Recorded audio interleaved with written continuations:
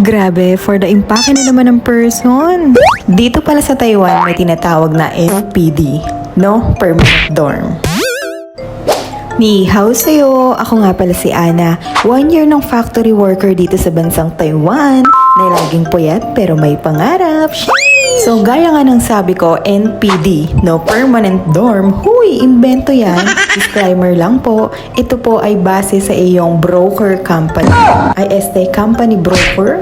Gaya nga ng sabi ng aking kaibigan na si Daniel Matsunaga or mas kilala bilang Coops ng Taiwan na si Daniel, sabi niya, hindi nga lahat nga naman ng company dito sa Taiwan ay maganda. O di ba friend, totoo po yun. Pero hindi ko naman po sinasabi na ang company kong napuntahan ay pangit. O di ba friend, hindi po lahat yun ha. Kaya itong company ko, ang Wistron, ay napakaganda at isa rin talaga po itong napakagandang company na napuntahan ko dito sa Taiwan. Sheesh! Kaya naman, bago matapos itong 2025 at magja-jump tayo ng 2026, Frenny, hiring lagi ang Wistron ngayon. Kaya ano pang inihintay mo? Mag-apply ka na dahil sign mo na to. I-check nyo lang po ang page ng Filsino para sa mga gusto mag-apply. At syempre, Frenny, ito po ay mass hiring. Kaya ano pang inihintay mo kapag nag-apply ka for the interview agad? O diba, Frenny?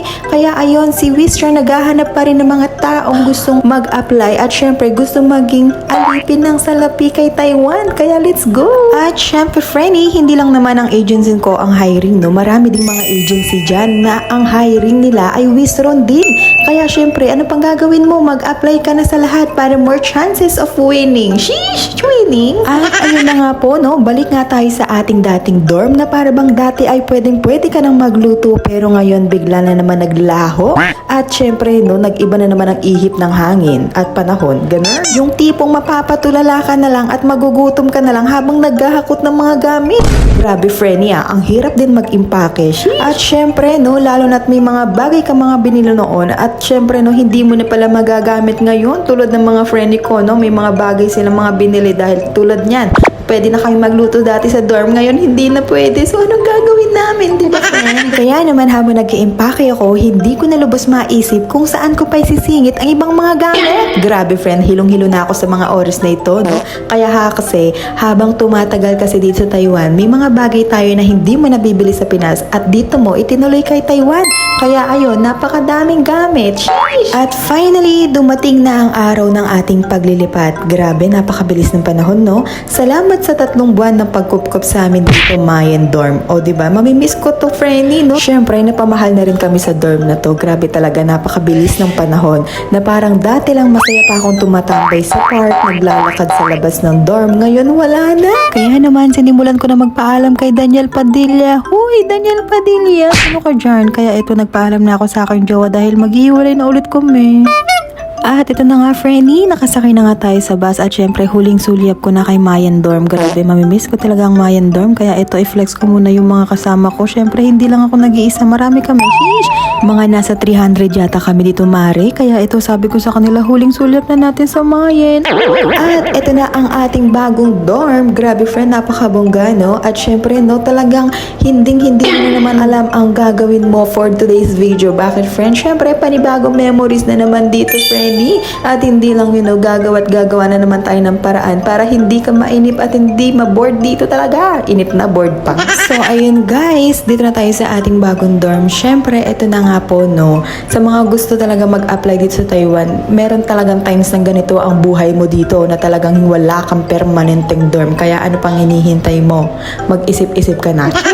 Pero gaya nga ng sabi ko, no, hindi naman po lahat ng company ganito. Tsaka depende po ito sa company broker dahil ang company broker ko kasi napuntahan ay paiba-iba po ng bahay. Charis. Kaya ayun, Mare, mamaya for the unboxing na tayo. At syempre, no, napakaganda ng dorm natin ngayon dahil talagang meron na tayong restroom sa loob ng room. O diba, Frenny? Dahil dati talagang common CR ang gamit namin, Frenny, for the haba ng pila. Pero ngayon, hindi na kami pumipila dahil may kanya-kanyang oras na kami parang maligo. O diba, napakabongga.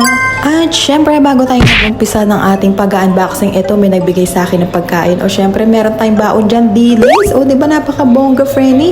At ito na nga, no, chika ko sa inyo, no, 3 months yata kaming walang food dito at canteen dito sa aming bagong dorm. Kaya napaka-bongga talaga, friendly. Oo. Kaya ito, binigyan ako ng kapitbahay ko. Este ng karoom ko na yung si Marjorie ng ating salad at mga bonggang-bonggang mga adobo at apple. O diba, friendly, sana. O. At ayun na nga, Mare, balik tayo sa ating pag-aayos. Hindi nga nawala itong mga alaga kung mga pets ko mga to. Basta yan, mga stop toys ko. Grabe, no? Talaga napakahirap ng aking pinagdaanan dito dahil di ko na alam paano ko umpisa na naman ang aking mga paggagawain dito. Kaya ayun, binulabog ko muna ang mga kasama ko dahil talagang litong-lito na sa mga pangyayaring kaganapan ngayon. Sheesh!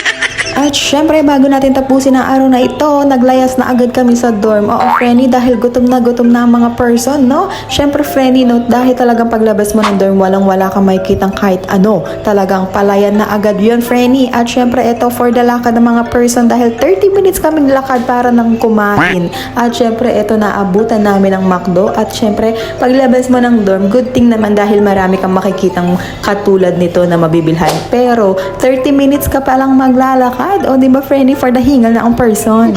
At ayun, for the blower na ang ating mo dahil good thing naman pala dito is may blower. O, diba, yung dating hindi nagpa-blower, ngayon nagpa-blower na. Sino ka dyan?